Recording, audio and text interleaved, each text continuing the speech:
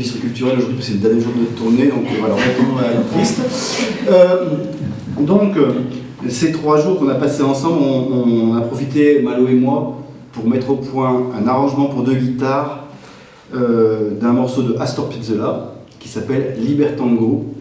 Et donc on l'a joué pour la première fois tout à l'heure à Lamure, mais Eric faisait le service d'ordre dehors et il n'a pas pu beaucoup jouer.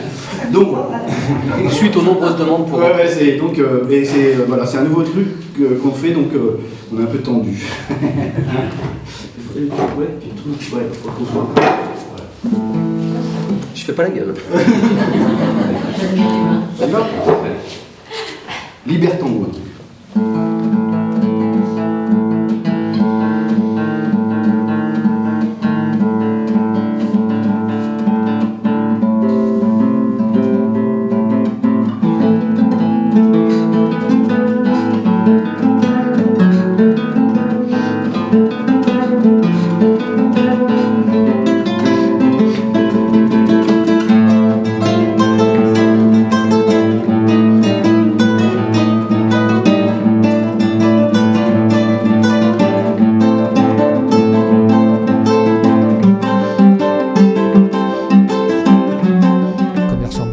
C'est quelque chose qui marche bien en milieu rural, qui a un bon mode de mise en relation, et puis qui fait qu'on dit pas sans arrêt aux gens d'aller quelque part, dans une sorte de centre, qui sera un centre culturel où on aurait là où siégerait la connaissance, mais on va chez les gens et puis là on arrive à échanger directement avec eux. Il faut arrêter de dire que les gens ne sont pas cultivés. Pour moi, tout le monde est cultivé, et il y a même des gens qui ont une culture qui est une culture de merde. C'est-à-dire une culture de merde, ça veut pas dire, pour moi une culture de merde, c'est une culture qui nous empêche de vivre avec l'autre.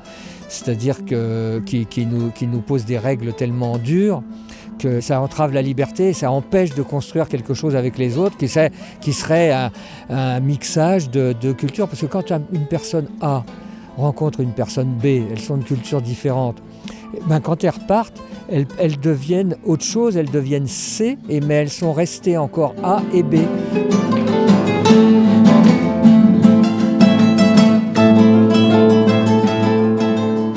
J'aime les spectacles et tout ça, mais je ne suis pas de culture littéraire très approfondie. Et j'ai beaucoup aimé la façon dont étaient abordés les poèmes. Que ça a été les poèmes russes, ou alors quand ça a été, alors je ne me rappelle plus le nom, la poésie avec le cabinet. Voilà. Et là, ça m'a fait découvrir la poésie différemment et autrement que quand je l'ai connue à l'école, qui me barbait un petit peu, on va dire, à l'époque. De l'automne, blesse mon cœur d'une langueur monotone, d'une langueur monotone, suffocant et blême comme au vent, sonne le son. Je me souviens des jours anciens, des jours anciens, et je pleure. Lui, absorbé par l'encrier. C'est une objette rare. Moi, étranger tout simplement. Je vous en prie. Mais qu'est-ce que je vous donnerais en échange? En échange? Attendez. De l'encre rouge. Je suis radieuse. Le courant est passé.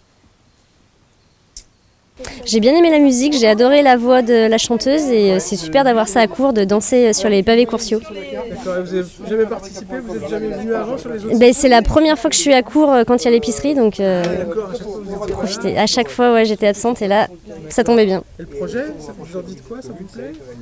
Le projet, ouais, c'est super. Ouais, du coup, ça se passe que dans le Rhône que ça tourne. Il y en a d'autres dans la Nièvre. Ouais, non, mais c'est vraiment chouette, quoi.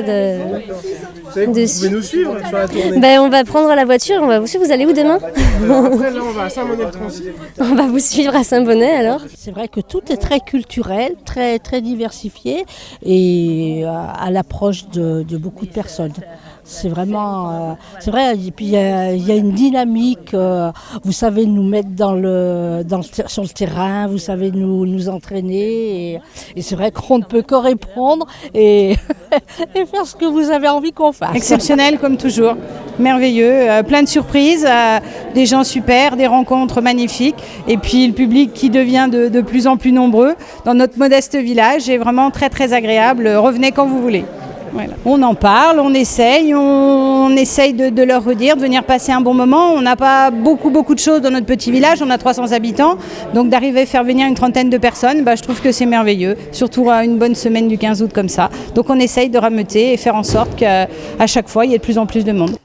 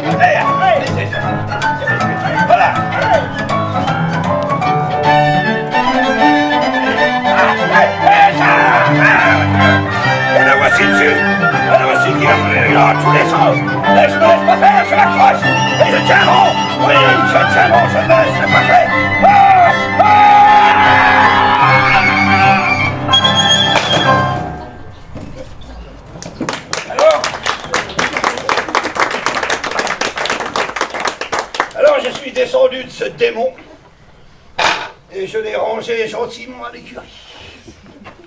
Bravo Yanos. Bravo. Bien joué. Doux comme un agneau. Même Napoléon n'y est jamais arrivé. Toujours très positif, c'est toujours un bon moment, c'est toujours agréable, c'est toujours une surprise, c'est ça qui compte aussi. Le rendez-vous se fidélise et ce qui est assez étonnant, c'est que les spectateurs changent assez régulièrement. On a, je crois, personne qui est venu à toutes les représentations. À chaque fois, on a des gens nouveaux, tous âges, toute origine, toute provenance, des résidences principales, des résidences secondaires, des scolaires, des grands, des ados, des retraités. C'est super bien.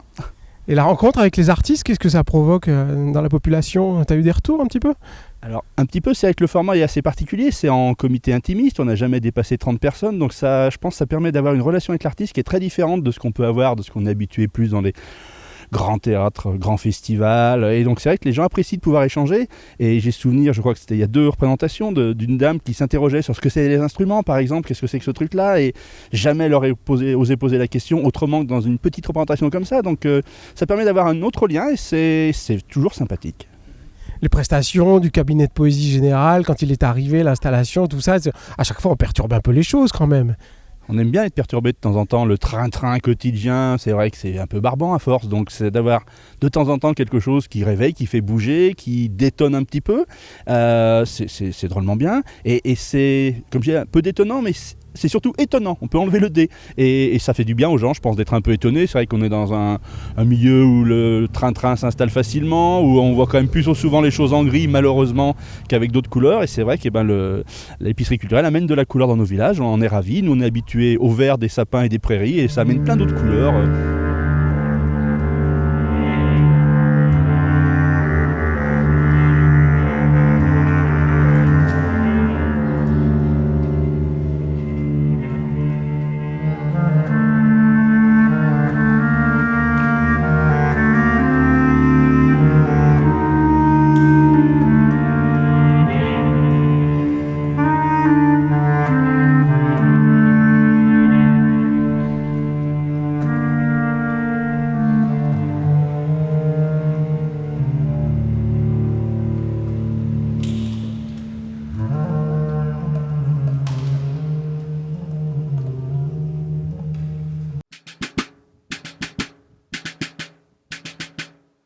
Rêver un impossible rêve, porter le chagrin des départs, brûler d'une possible fièvre, partir où personne ne part, aimer jusqu'à la déchirure, aimer même trop, même mal, tenter sans force et sans armure d'atteindre l'inaccessible étoile. Telle est ma quête, suivre l'étoile. Peu importe mes chances, peu m'importe le temps ou ma désespérance. Et puis lutter toujours, sans question ni repos, se damner pour l'or d'un mot d'amour. Je ne sais si je serai ce héros, mais mon cœur serait tranquille. Et les villes s'éclabousseraient de bleu, parce qu'un malheureux brûle encore, bien qu'ayant tout brûlé, brûle encore, même trop, même mal, pour atteindre à s'en écarteler, pour atteindre